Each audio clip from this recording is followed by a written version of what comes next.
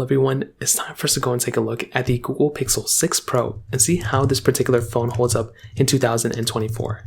Now, the thing with the Google Pixel 6 Pro, in my opinion, is that it's still like a pretty good phone. It's still a very good phone for the most part, and I think Google did a really good job with this device back in 2024. I think this thing still has a lot of capability and a lot of quality, and if you're in the market, you can't really go wrong with something like the Pixel 6 Pro, but keep in mind a few things. You are still getting a much better phone, in my opinion, in every single way on something like the Pixel 8 Pro versus something like the Pixel 6 Pro. Even the 7 Pro is better. So just kind of keep that in mind. I would hate to recommend a phone to people that, there's already such a better successor. So keep that in mind, but regardless, still a very good phone in this thing. If you want to pick up this phone or some other phones I would recommend buying this year, links will be down in the description. You can get that from there and you can help support the channel at the same time. Now, starting off with the outside of the Google Pixel 6 Pro, we are getting that 6.7-inch LTPO AMOLED display. It's a 1440p panel, 120Hz, and by far, it's probably one of the better panels, Google's ever made. It looks very good. And the thing with this type of device is that it's a hole punch display, fingerprint sensor in the display, curved glass at that as well. It's a very beautiful panel. And still, whenever I go ahead and look at this phone, I'm always so happy because, Google just knocked it out of the park with this type of device. And still to this day, it looks very good and it just gets a thumbs up from me. When I compare this panel against the Pixel 8 Pro, I still like this panel a lot because of that curved glass, and it makes it look very beautiful. It's like one of my favorite things going on for this phone. But as I mentioned, just kind of keep in mind that you're almost always better off getting them, most expensive, the better phone of the year. But regardless, still a very good phone on this thing, and I'm a big fan of the way this phone looks on the front side. Now on the bottom, you're getting USB Type-C, no other ports or anything like that, which is totally fine. For a phone like this, of this day and age, it kind of makes sense. On the back side, we're getting our standard glass back, which is a little bit different than our frosted glass backs we usually get, but still a standard glass back is totally fine, and I'm still a massive fan of the glass backs on these types of phones that these kind of phones have. Getting a triple camera setup at that as well, wireless charging and reverse wireless charging on this phone, and IP certification. I mean, this is still a very good phone that I'm a massive fan of. The thing you have to keep in mind with the Google Pixel 6 Pro was that this was actually the first Pro model phone that Google made. They used to have their XL models and they had their Nexus phones for a long time, but this was the first Pixel Pro that we ever had, and I'm still a big fan of these types of devices. I think Google did a tremendous job with this type of device, and although it's not perfect and it did have some problems when it first came out, I'm still a big fan of the way this phone is approached in the last couple of years. So without a doubt, definitely gets a thumbs up for me. Now in terms of the price point of this phone has gone down in price quite a bit since it first came out. So if you were in the market and you wanted to go ahead and buy a brand new phone, this thing doesn't cost as much as it used to cost. So that's a big thing to keep in mind there too, because if you're wanting to go ahead and buy a phone, well, this thing is not going to cost as much as it used to. So this thing has gone down. It's had 2 successors of this phone come out since then. So that's a very good thing, because when you're getting this type of device, it's not going to be at its $1,000 price that it was before, $899. It's going to cost substantially less than that, which is a very good thing to keep in mind there too. So that right there gets a thumbs up for me as well. Now from the camera side of things, this phone is a very good phone as well. 15 megapixel wide angle lens, 48 megapixel telephoto lens,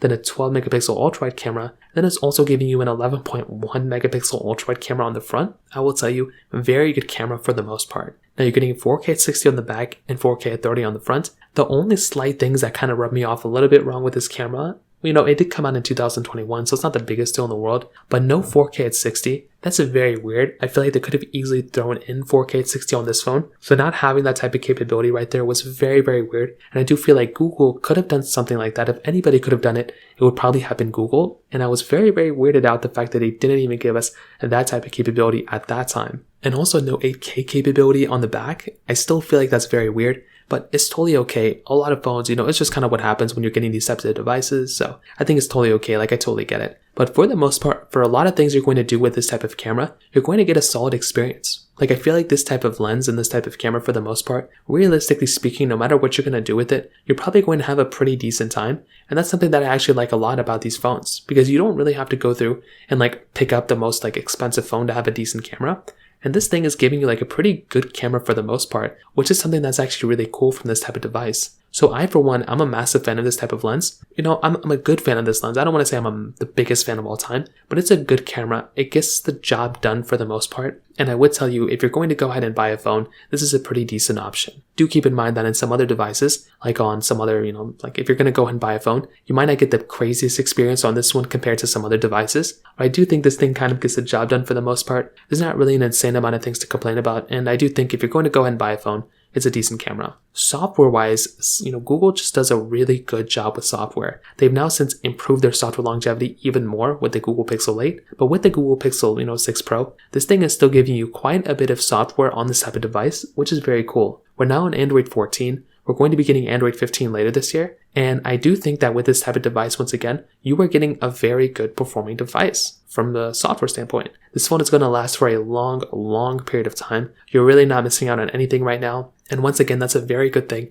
going on for this particular device. If I were to go ahead and basically buy a phone, I would want a phone that's still supported with software and or it's going to be supported with software for a long period of time. And that's essentially what's going on with this type of device. So personally for me, like I said, I'm a big fan of this type of software. And although it's not going to be lasting as long as the Pixel 8 Pro, it's still going to be lasting for quite a bit of time. So I, for one, like I said before, I'm a fan of this software. It gets a thumbs up for me. And I hope this phone lasts forever. This phone could end up lasting, maybe another 2 years. So keep that in mind, but that's still a very good thing going on for this particular device as well. So that kind of covers it up there. Now, in terms of the performance of this phone, this was a very interesting thing about this device. This phone got released with the Google Tensor 1 chipset, so the first generation of the Google Tensor chipset, and it came with 12 gigabytes of RAM. Now, the thing with this phone, and the reason why I liked this phone a lot at that time, was because of the amount of RAM that it actually brought within it. Having that type of RAM in this type of device was actually very cool. 12 gigabytes of RAM is a massive amount of RAM to have, which is very awesome. And with this type of device, you're still getting a very good performing phone for the most part. Now, I will say the Tensor chipset has been optimized quite a bit with software improvements,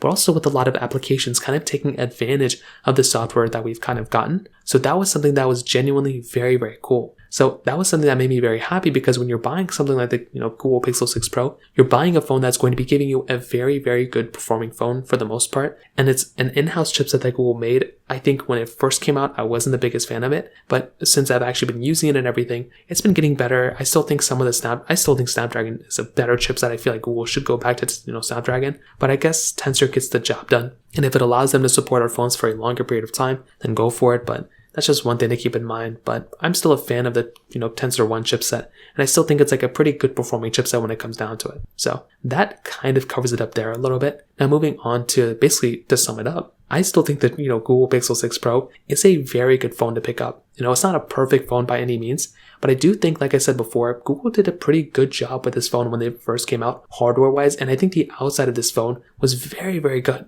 It was a very good performing phone on the outside, and I still think this thing still stands up very, very well from that perspective. I think if you're going to go ahead and buy a phone, this is a fairly decent option. And if you're, like I said, if you're going to go and buy it, please do. It's a very, very good performing phone. But I do think there's probably better options. I think the Pixel 7 Pro might be better, and I think the Pixel 8 Pro might be the better one for a majority of people. But I still think you can't really go wrong with this phone. It gets a thumbs up for me, and I would probably recommend a vast majority of people to buy it if you're in the market and looking for one. So that pretty much covers it up there. If you have any other thoughts or questions, please let me know in the comment section below. Hit the like button, that would mean so much, but definitely hit that subscribe button. More importantly than everything else, I love every single one of you guys. Hopefully I'll catch you guys in the next video. Peace out till then.